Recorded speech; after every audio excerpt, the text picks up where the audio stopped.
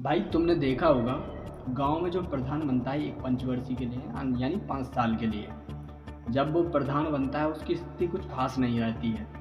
और जब उसके प्रधानी के 5 साल पूरे होते हैं तब वो एक राजा की लाइफ जी रहा होता है, एक राजा महाराजा की अच्छी लग्जूरियस लाइफ जी रहा होता है। उसके पास पहले साल में एक कार आ जाती है, पहले ही साल में वो प्रधानी की एक कार ले लेता है और दूसरे ही साल उसके कुछ ठेके वगैरह चलने लगते हैं, उसकी ठेकेदारी चलने लगती है। और भाई 5 साल होते होते वो इतना पैसे वाला बन जाता है कि वो एक कई जगह ज़मीनें ले लेता है, एक ज़मींदार टाइप का इंसान बन जाता है और उसको एक लग्जरी लाइफ मिल जाती है।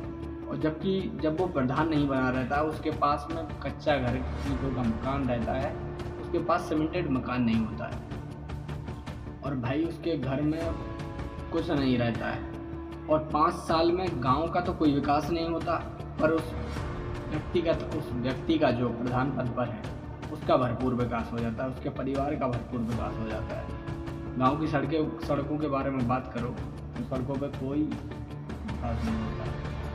सड़कें वही टूटी फूटी जैसी प्रधानी के पहले थी, ऐसी ऐसे कई पंचवर्षीय निकल जाती हैं और उस व्यक्ति का विकास होता है जो प्रधान के पद पर बैठा होता है। मैंने गांव में ये चीज़ें ऑब्जर्व की हूँ क्योंकि मैं खुद गाँव से हूँ।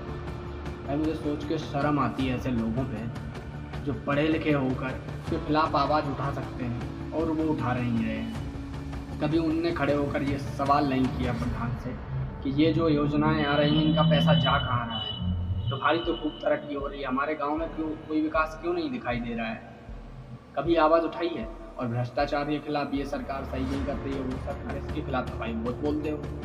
जिस दिन भाई तुमने अपने गांव के प्रधान के खिलाफ आवाज़ उठाना सीख ली है ना, उस दिन तुम्हें किसी और भ्रष्टाचार के खिलाफ बोलने की ज़रूरत ही नहीं पड़ेगी। जब तुम अपने एरिया का पॉलिटिकल लीडर सही नहीं चुन पा रहे हो, सही से अपने गांव का विकास नहीं करवा पा रहे हो, तो भाई तुम क्या ही कर सकते हो। अगर तुमने जिस दिन अपने ग्राम प्रधान के खिलाफ आवाज़ उठाना सीख लिया उस दिन गाँव को कल्याण हो जाएगा।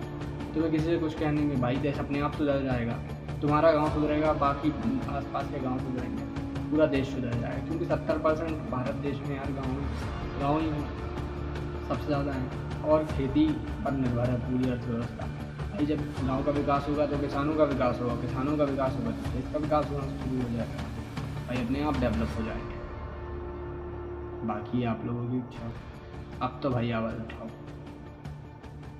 भाई जो गरीब लोग हैं गांव में, अनपढ़ लोग हैं भाई, वो नहीं जानते हैं कैसे इनके खिलाफ कार्रवाई करना है। जो पढ़े लिखे लोग हैं वो जानते हैं, उन पर मुझे शर्म आती है। तो वो जानते हुए भी अनजान बने रहते हैं। हमें क्या करना है, हमें क्या लेना देना है, इससे हमारा क्या हो जाएगा। भाई अपने गांव का सोचो, तुम्हारा गांव हमारा गांव, सोचो।